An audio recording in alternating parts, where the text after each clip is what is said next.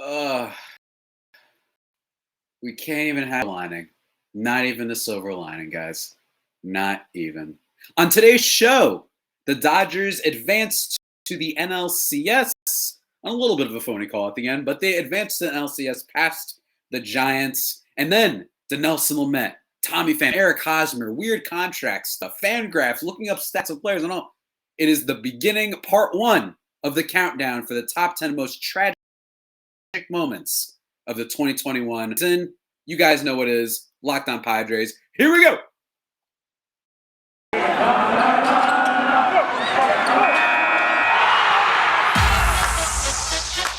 You are Locked On Padres, your daily San Diego Padres podcast. Part of the Locked On Podcast Network, your team every day.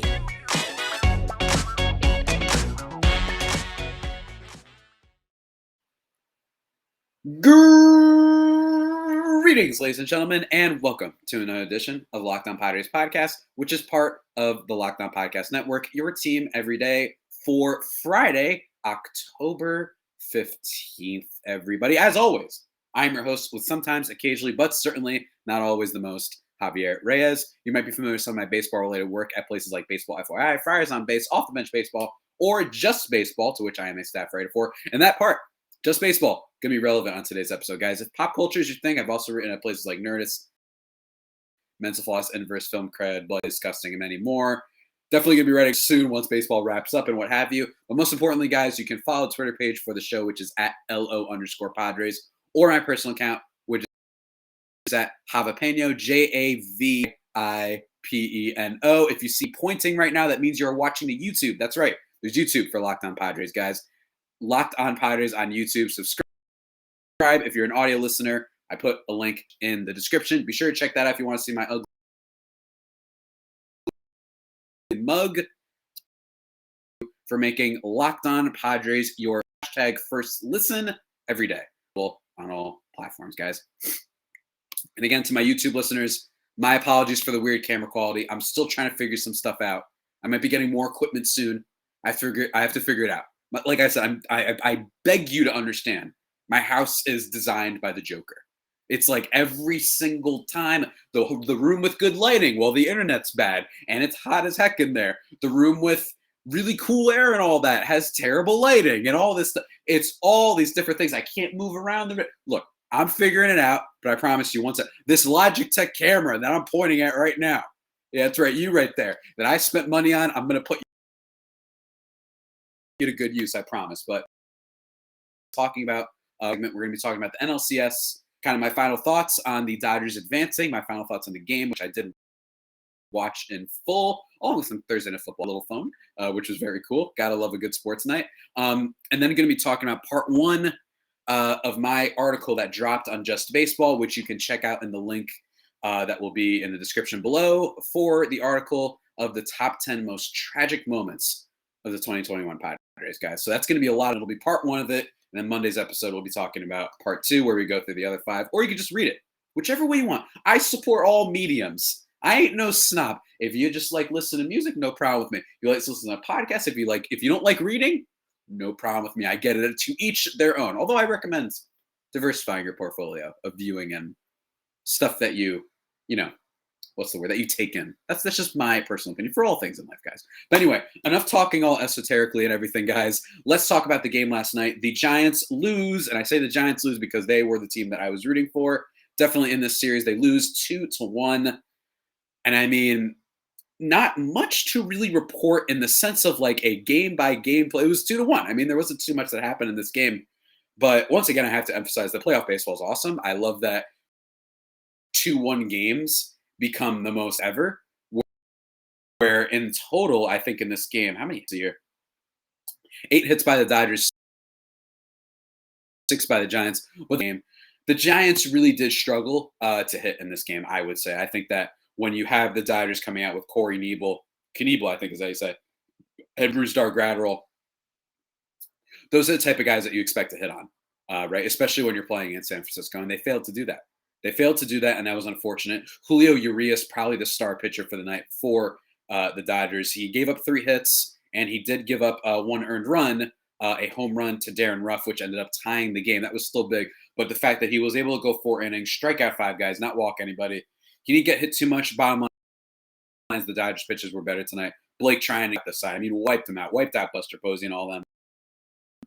Just absolutely just money. Blake Trinan, who was one of the bigger relief pitchers that was available on the market, if you guys don't recall. And I must say, for the Padres' respect, while the bullpen wasn't that great this year, I do respect that they did get Melanson. So I would actually argue that in terms of value and bang for your buck, that Mark Melanson was a little better of a value this year than Blake Trinan. That's about the only thing that we beat the Dodgers in, though. So I'll end it at that. And then they bring in Max Scherzer to get the final couple outs. Like I said, Darren Ruff does tie this game. The go-ahead, or I should say the RBIs in this game, are a Corey Seager double, allowing Mookie Betts to score after Mookie Betts stole second base. A huge play in the game, especially considering Buster Posey, one of the top 5 catchers in baseball. He has been for a very long time. I have to admit that I did not expect his bat to be as good as it was this year. I didn't expect MVP quality. I expected, good bat and then good defense, like a good player. You know what I mean? But this year he was like just back to being Buster Posey as usual. So shouts to Buster Posey having a great year. Unfortunately, he isn't able to get the big hit in this game. Like I said, it goes to Darren Ruff. And then the biggest hit of the game is a single from Cody Bellinger to break the tie, unfortunately, off of, Camilo Duvall, who was a little bit of an interesting reliever for the Giants this year, by the way, in 0.2 innings. Yeah, he gives up, unfortunately, 2 hits, and the big one to Bellinger. It stinks that Cody Bellinger is the one that did this. And I have no beef with the guy. Let me just be clear on that. I don't have any, character / way they play reasons to actually not like Cody Bellinger. My only beef is just he beat the Padres last year with that big catch off his Tatis, so he's becoming a little bit of a rival, I guess. I'm a little bit bitter, a little bit of tension here, if you guys can sense it or smell it or read it, whatever sense you like to use the most. I don't know where I'm going with that, but just in 2021, batting 165 with a 240 on base and a 302 slugging percentage over 95 games is pretty atrocious. I know he's probably banged up and a little bit hurt, but welcome to baseball. Of course, he's the one that comes up with the big hit, unfortunately, in this game. But I will say, and a lot of people are going to be talking about this, is that the game ends with a called third strike on a check swing from Wilmer Flores, who I actually don't know why the Giants didn't pinch hit for him. I'm a little bit confused why they didn't do that. I'm looking at their lineup. Maybe you can bring in... No, I don't really know exactly who they could have brought in there. I'm not a Giants guy after all, but I was a little bit surprised that they let him hit there. They do, and they get a very bad check swing call that clearly was not a swing by Wilmer Flores. Counts for strike 3. A lot of people are probably going to be talking about that on baseball Twitter. They're probably talking about that already. I don't very quickly because Jeff Snyder and Vince Sampiro of Locked On Dodgers, which you guys should go check out if you're masochistic and want to hate yourselves and listen to Dodgers fans being happy. But seriously, they do a great podcast if you are a Dodgers person or no Dodgers people. So I got to record really quickly before they go on because after all, they have to celebrate. Moving on to the NLCS where they will face the Atlanta Braves, which should be an okay series, I have to admit. If the Braves were to somehow make it more testy than usual, that would be very surprising, especially considering how many injuries they've had this year. Although there is a little bit of a friskiness to this Braves team. But then again, I don't know. Brewers, we've seen this before with the Brewers a little bit in the playoffs, it feels like. Josh Hader giving up that big home run to Freddie Freeman. I don't know. I think we should have maybe expected the Braves upset more than I think some people thought. Milwaukee was great this year, but it just goes to show you that sometimes, you need some quality star players at bat. And Christian Yelich ending their season on 3 strikes, on a 3-pitch at bat, I should say, is very indicative of how much Christian Yelich has fallen. It's pretty upsetting. It might have ended with Christian Yelich in last year's postseason too, if I'm not mistaken. But anyway, it stinks that the game ended that way for sure. But I don't want to start. This isn't some asterisk thing. I don't think we should be talking about this forever. But I think it's only going to propel more and more the argument for robot umpires, and that's what everybody's going to be bringing up. They're going to keep bringing that up. What's crazy is we still got 2-3 more series to play for the rest of the playoffs. We got the AS and then the World Series. So there's bound to be some more moments, which is, I guess, one thing to look forward to at the playoffs. I'm miserable because my worst nightmare is Dodgers Red Sox. And I've talked about that a little bit more on the show, that I would gladly root, but not loudly, for the Astros over the Dodgers. I hate them that much. I've talked about this at length. But that's basically it for my thoughts on that, guys. Crummy call to end the game. But admittedly, It is one strike call. It is Max Scherzer, who's very, very good. And you got to hit on some of those other guys, man. Corey Nebel, Bruce Dark-Gratterall, who's not bad, by the way, but like when they don't have Scherzer and Buehler going out there, they don't have Kershaw, you got to hit on those guys. But a great season for the Giants, no doubt. I will be very much looking forward to talking with Ben Catholic of Locked On Giants and various other people over the course of the offseason. I think it should be a lot of fun to talk about that team that was incredible in a lot of ways. And they shouldn't be, I get it. This is dumb to come from me, but don't be overly upset. You had a great season, man. Great, great season.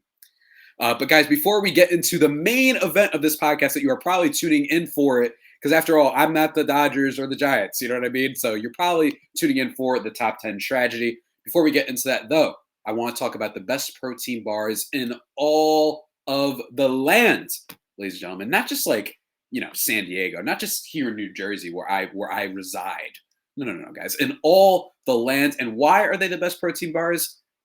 They're called Built Bars, first of all, by the way. I forgot to name the name of them. They're the best protein bars because not only are they soft and easy to chew, covered in 100% chocolate, great variety, ladies and gentlemen. Coconut, cherry barcia, raspberry, mint brownie, double chocolate, salted caramel, strawberry, cookies and cream, orange, German chocolate, grasshopper cookie, Rocky Road. Some other new flavor that came out that I'm forgetting right now. Apple almond crisp, which is my personal favorite. Limited time only. They've got all these flavors and new ones that pop up all the time. That's what's so great. They keep the variety going. And they are protein bars, which I've mentioned, and that means they're healthy for you guys. 17 to 18 grams of protein, calories ranging from 130 to 180, only 4 to 5 grams of sugar, and only 4 to 5 grams net carbs. Man, I mean, what the heck are you waiting for, guys? Go to built.com and use the promo code LOCKED15, and you'll get 15% off your order. Remember, that is promo code LOCKED15 for 15% off at built.com. Again, guys, I want to reemphasize, thank you for making Locked On Padres your hashtag first listen every day. We are free and available on all platforms. And now, I know you've been waiting for it. I'm actually somehow in a good mood despite the fact that the Dodgers won. I think it's because I expected it. Maybe that's why. We're talking, guys, my list of the top 10 most tragic moments of the 2021 Padres, guys, starting with the first 5. All right, this is a 2-part thing. I didn't want to go through 10 things because we do have some playoff recaps to talk about. Let's get the heck into it. All right. And right now, if you're listening, if you're watching, I want you to guess in your head. That's what's so fun about doing lists and stuff is that as someone who listens to a lot of podcasts and whatnot, when you're guessing, what are they going to say? You know what I mean? What are they going to say? What's going to be the entry number or whatever? That's what's so fun about doing these things. It's a little bit interactive in its own way. I don't know if interactive is the right word, but it's like you can, I don't know. I'm talking nonsense right now, guys. Number 10. For the most tragic moments of the 2021 Padres season is whenever you spent some time, you logged on Fangraphs, and you looked up Tommy Pham's numbers with runners in scoring position. Yep, that's right, ladies and gentlemen. Tommy Pham, who I used to call the Warlock. I used to call him that because he had some nice playoff moments. He was traded to teams from the Cardinals to the Rays. Really big moments for them. Such a tough at-bat every single time. And he still was to an extent this year. And that extent was that he saw a decent amount of pitches. And he didn't swing at stuff outside the zone. The problem is he could not hit anything in the zone. That was the big problem with Tommy Pham this year. Not the worst player in the world, but in fact, Pham, he was great as a leadoff hitter. His WRC plus actually with no people on base was a lot higher. It was above 100. If people are curious, WRC plus weighted runs created is a very good stat for just telling you how much better they are than the average player offensively. You know what I'm saying? It's not a be all and end all stat, but when it comes to offense, pretty decent. Tommy Pham had a WRC plus of 41 in 2021 with runners in scoring position. For context, that means he was about 9% worse than every other batter in baseball when it came to those situations. And his WRC plus was around like a little bit above 100 whenever runners were not on base. So if you wanted someone to get a hit when you didn't need it and you're already down by 5 runs, Tommy Pham was your guy this year.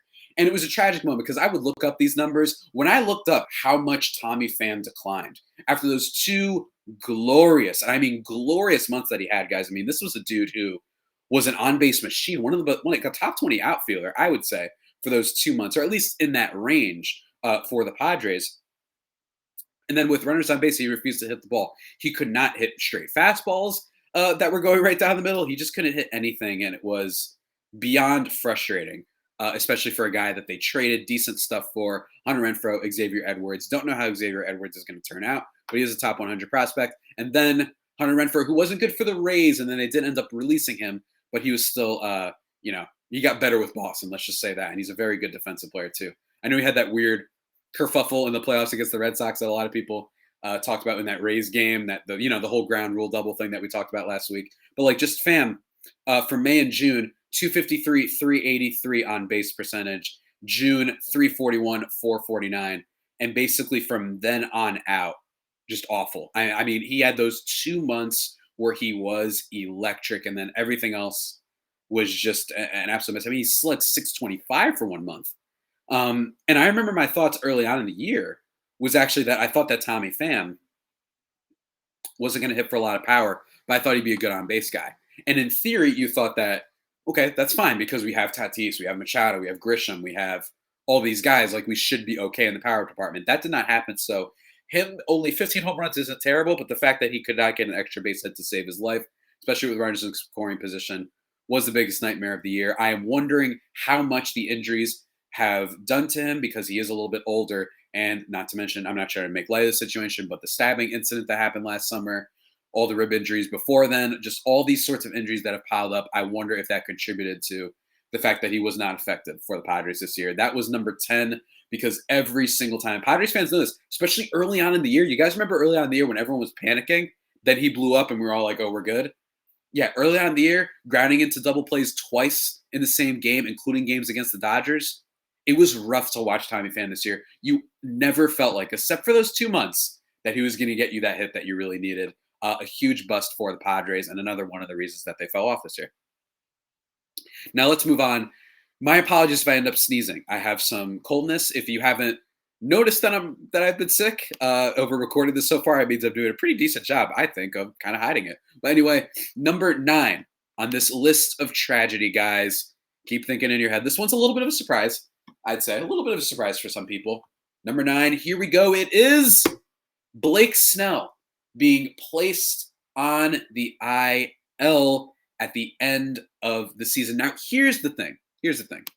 Some of you may be thinking, well, the season was already lost. You know what I mean? The season was already lost. I agree. I think that things were already heading in the bad direction. I know that they end up beating the Astros, and then they have that Cardinals series, which we will be getting into later on the list, believe me. But I really do feel like, what's it called? Sorry, I just got a funny text message that distracted me.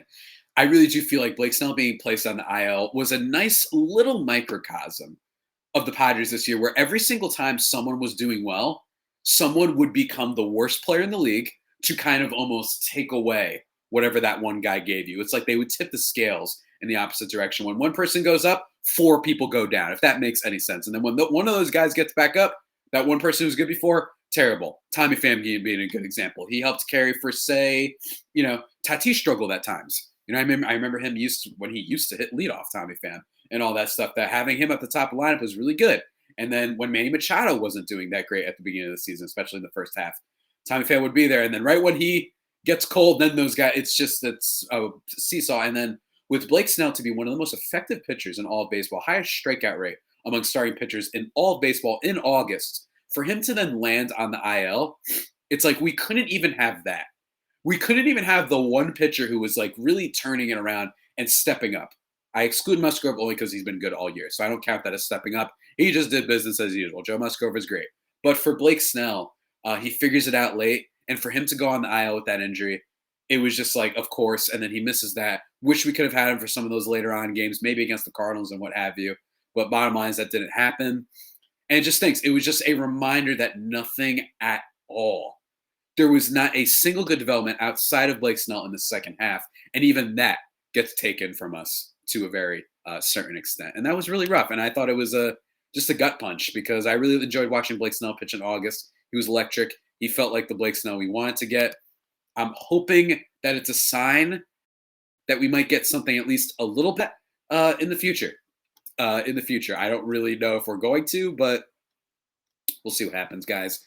And now let's see here. Let's do one more before we take a break, guys. Number 8 on the list of the top 10 most tragic moments of the 2021 Padres. Guys, drum roll.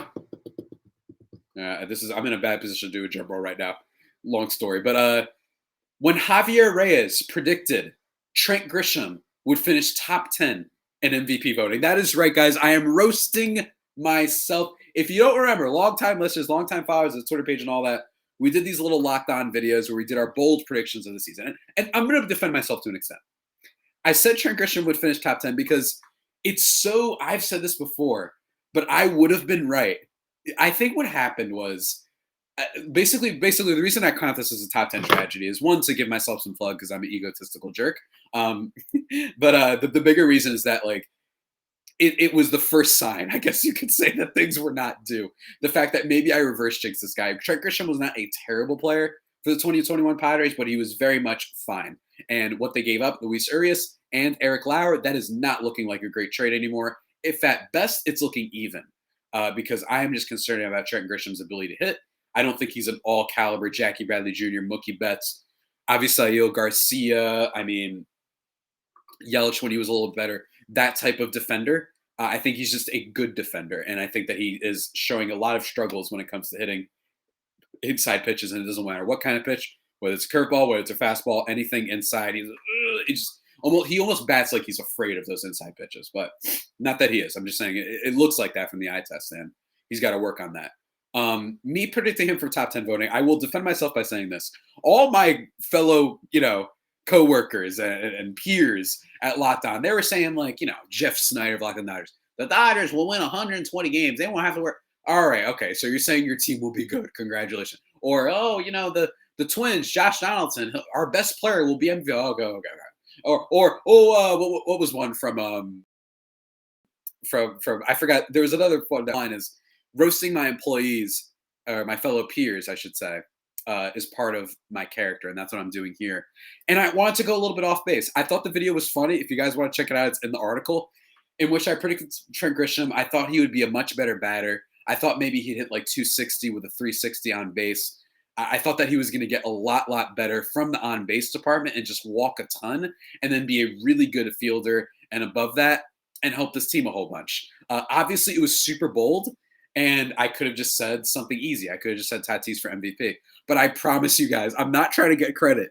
I'm not. You can ask Javier of the Deep Fryer podcast. You can ask a bunch of people from the Padres Twitter fantasy Twitter league that I said on the call.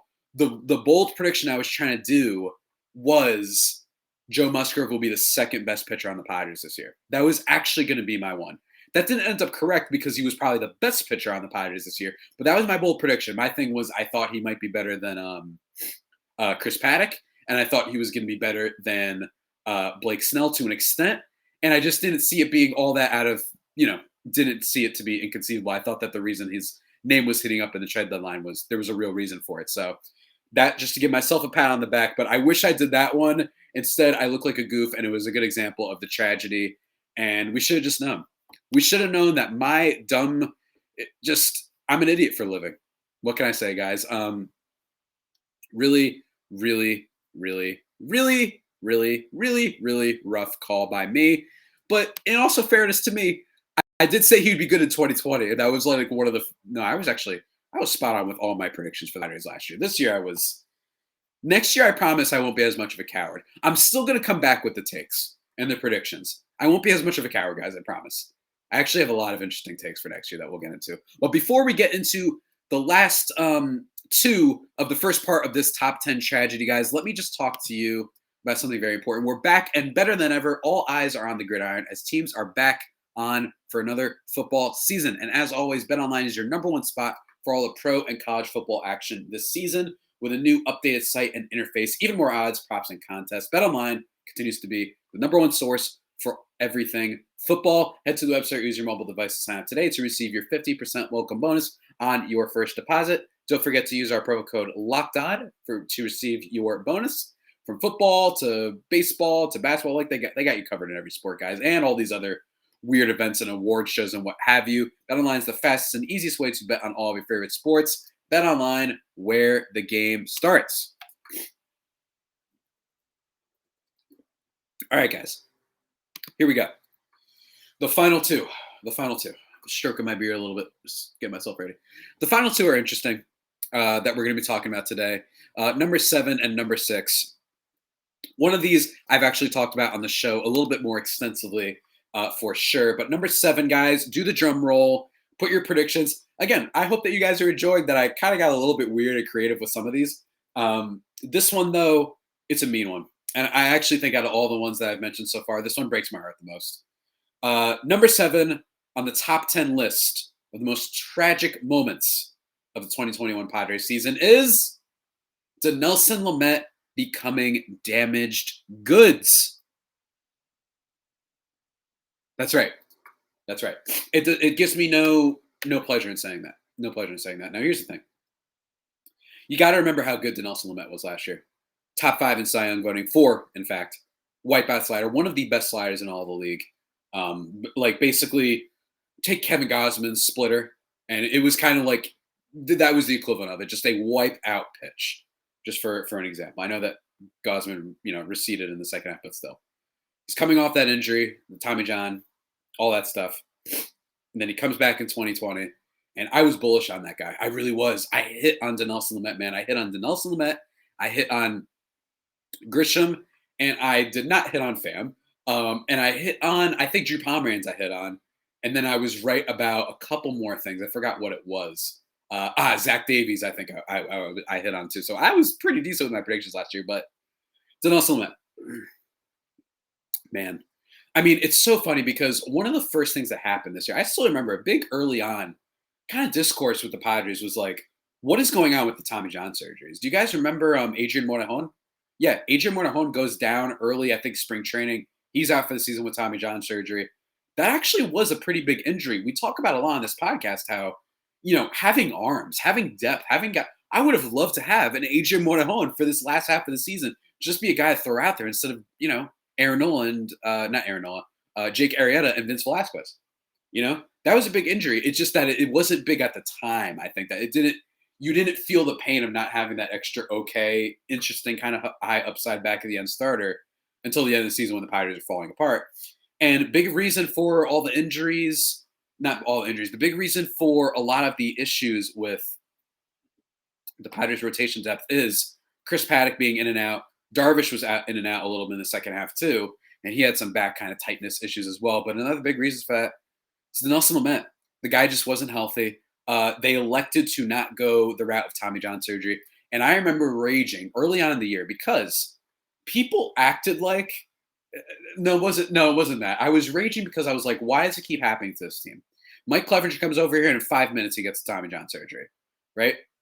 And then Dinelson Lamet, he gets one and then he comes back. He's great. And then they elect to not go that route, instead a different rehab sort of process. And it's funny because from the very beginning, and please comment below if you think I'm wrong, I don't feel like the Padres communicated that it was a serious injury that Dinelson Lamet suffered in the playoffs. At least that's not what like a serious injury in the sense of like, oh my God, like he's hurt. You know what I mean? They could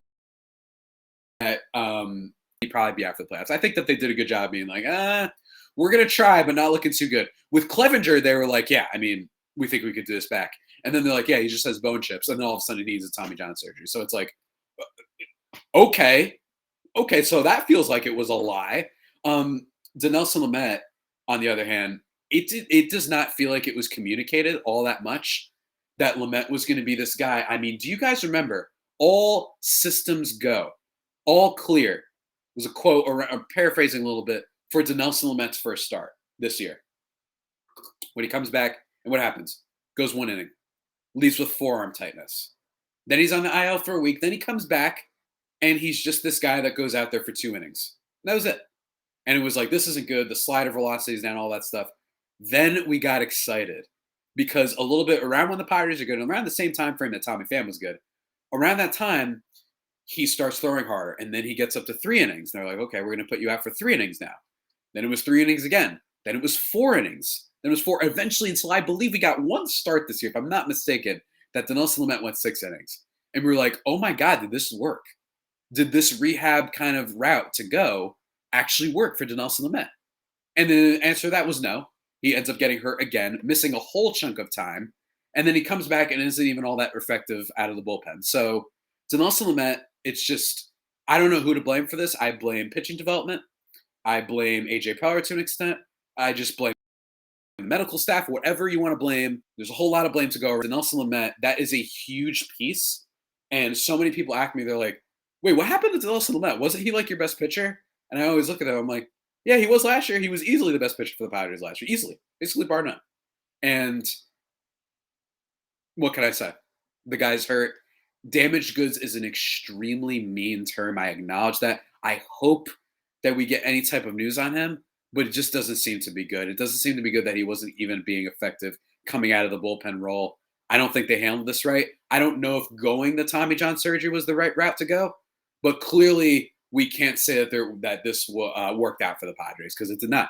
And it was one less starter, and it was a guy who you need to kind of be a big anchor for this team. And because of that, the fact that Blake Snell and Yu Darvish weren't as great of acquisitions as we thought they would be, especially Darvish in the second half, hurt all the more. So that's why that is number 7 on my list for the most tragic things. I actually didn't title it damaged goods in the article, so I was a little bit nicer, but on the podcast, I'm being unfiltered. Look, this is what happens when you have editors and they write and whatnot. They want you to be a little bit nicer. Anyway, guys, number 6, the last one we will be talking about on part 1 of this piece is, drumroll please, guys, another creative one. I've talked about it extensively on the podcast before, so we won't get too much into it, but it is on the top 10 when that athletic piece dropped. Now, you could argue that this actually, the more I think about it, I actually think Lamet's was, I'm going to be fully transparent. I actually think the Lamet thing is worse. But the reason I put this high up is because the Padres had already officially been eliminated from the playoffs. This athletic piece comes out from Rosenthal, Dennis Lin, Eno Saris. They all collaborated on this, talking to a bunch of sources. I'm not saying that they're all wrong or anything like that, but this very damning report that wasn't like the Rockies and Jeff Bradrich. It wasn't that horrid and being like, nobody likes this guy. There were actually some people who were like, no, I think that they can still figure this out. AJ Preller is a really hard worker and whatnot. But there were a lot of things in there about AJ Preller being a micromanager. And it felt like just the nail in the coffin, like hitting us when we're down. You know what I'm saying? Like, it was really rough to see just this article come out that just bashes us to death. And it's basically like they had one of the biggest collapses in MLB history. In MLB history, one of the kind of tweets that I included in this article, actually, the Padres were 58-42 on July 22nd. 470 teams in baseball history have had an equal or better win-loss record through 100 games. 2 out of the 470 finished less than 500. That's 2012 Pittsburgh Pirates and your 2021 San Diego Padres. The 2012 Pirates, by the way, had the longest losing streak in North American sports. It's from Jay Kuda on Twitter. Oh, my God. I mean, the article basically just encompasses everything I've been talking about. I talked about it in the previous episode. You guys can check that out. But I mean, I put that down basically because I was like, it was a nice little moment where you wake up and it's like, it's bad enough that this team is already blown up, but to have this piece that feels like it had the same energy of the Bridrich piece where it's like, oh my God, whenever you have any athletic story featured on your organization, I'm always just scared because it's usually not going to be good. I'm not saying that it wasn't a good report and that they're hunting people down. They only want to report on bad things. I'm just saying it's like, man, it just feels like only bad athletic stories have been coming out when it comes to, organizational depth and how organizations are being treated and how they're run from the top to the bottom. And that's what kind of happened here. And it was really rough, really Darren rough. But I put that number 6. The more I think about it, maybe it belonged a little bit lower on the list because it was granted, it was an article and not necessarily everybody is that plugged into the Padres world. But nonetheless, I still thought it belonged on the list. What did you guys think? What do you guys think of the list so far? Again, if you want to read the article, you feel free. But that is it for part 1 of the breakdown of the top 10 most tragic moments of the 2021 Padres season. On Monday, we'll be talking about the rest, guys. We'll be talking about the rest. I promise you. I promise you. And before we wind down today's episode, though, guys, thanks for making, again, got to repeat this, thanks for making Locked On Padres your first listen every day. For the next episode, like I said, we will be talking about some of the developments from this weekend. We got some baseball games going, especially on Friday between the Red Sox and Astros. Going to be talking about that. Saturday, we've got some games, all that stuff. We're going to be recapping that a little bit. And then continuing the countdown of the top 10 most tragic moments of 2021 Padres. You can read the article in the description of the episode if you want to. We'll be talking about it a little bit more for all my just video and audio listeners. That's what we'll be doing in a little bit more depth. And then doing more crossovers. Might talk to Ben Kasich. Might talk to a bunch of whole other people. It should be a lot of fun. Definitely got a lot of big plans for this podcast. And it's going to be a big offseason. I promise you. That's my first prediction. I do think it'll be a big offseason. There'll be plenty to talk about, guys. But also, make your second listen. You made me your first listen. Make your second listen Locked On MLB. Paul Francis Sullivan, but please call him Sully, brings you his unique perspective on the major leagues, both past and present. It's free and available on all platforms. Guys, with that all being said, that about does it for today's edition of the Locked On Padres podcast, the only pod that may be better than the Padres themselves. Remember to subscribe to the podcast on all of your platforms, wherever you get them, Spotify, on there, I promise you. Just check it out, and you'll be good. You'll be good. Follow the show or my personal – no, follow the show account or my personal account on Twitter. Send me some 5-star reviews on the Apple Podcast app. Leave me comments on YouTube, and I might answer them in a future episode. That would be greatly appreciated. Subscribe to the YouTube, Locked On Padres. And until next time, stay safe and, of course, stay faithful. My Friar Faithful homies, take care.